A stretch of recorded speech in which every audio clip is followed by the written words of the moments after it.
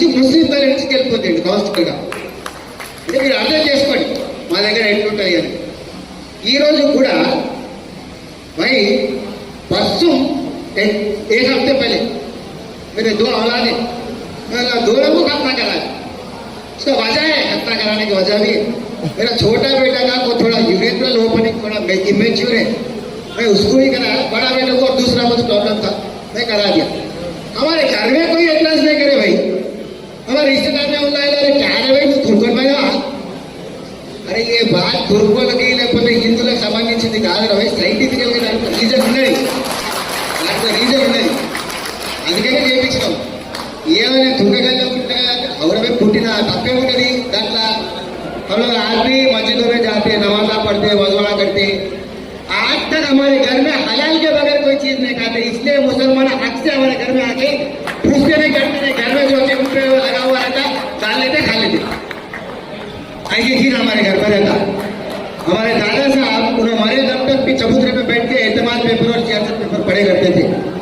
वो जमाने में अपने तेलंगाना भी निजाम के अंडर था, इसीलिए अरबिक अपना మీడియం ఆఫ్ లాంగ్వేజ్ था.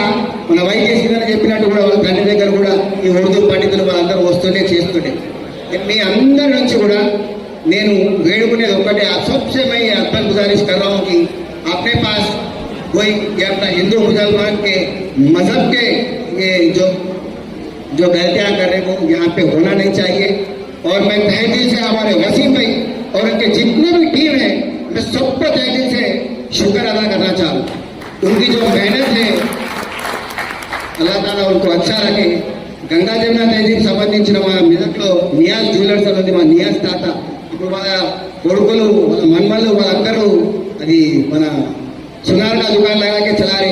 70% ऑफ हिंदूज बोले वहाँ पे जाके उन्होंने सोना खरीदते. ओकास फार्मेसी इतना बड़ा फार्मेसी शॉप है साहब अपना. आप तब शुगर है मेदक అంటే ओकास फार्मेसी, मेदक అంటే नियाज ज्वेलर्स.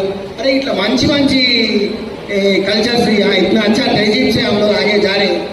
మతం లేదు గీతం లేదు, మనుషులంతా ఒక్కటేరా. ఈశ్వరల్లా వేరు కాదు, దేవుడంటూ ఒక్కటేరా. ఆవులన్నీ కలిసి ఉంటాయి, పక్షులన్నీ కూడా ఉంటాయి, అడవిలోని పుల్లన్నీ కలిసిమెలిసి కూకుంటాయి.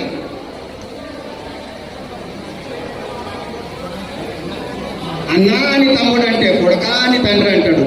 ఏ పేరుతోని పిలుచుకున్న జీవుడంటూ ఉంది ఒక్కడే, ఏ పేరుతో తలుచుకున్న దేవుడంటూ ఉంది ఒక్కడే. అడవిలోన మనిషి ఉన్నప్పుడు, అక్షరాలే రానప్పుడు, చదువు సంధ్య నేర్వనప్పుడు, పట్టబాట కట్టనప్పుడు, మత